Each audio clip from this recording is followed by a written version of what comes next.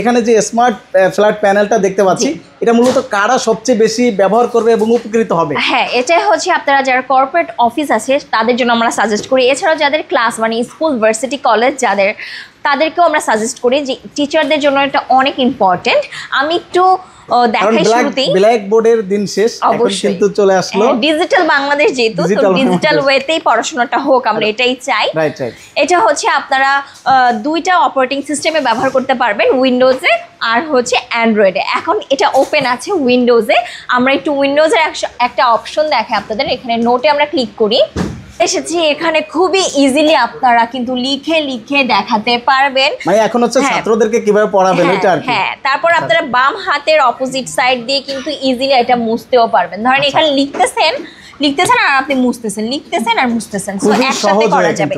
এছাড়াও আমি যদি বলি, এখানে কালার চেঞ্জ আছে, এছাড়া আপনি অপশনও চেঞ্জ করতে পারবেন। আমি ধরেন রেড কালার দিয়ে করতে চাই, তো আমি রেড কালার দিয়ে, অরেঞ্জ কালার, যে কোনো কালার চয়েস করে করে আপনারা করতে পারবেন। এছাড়াও আমি আরেকটা অপশন দেখাই।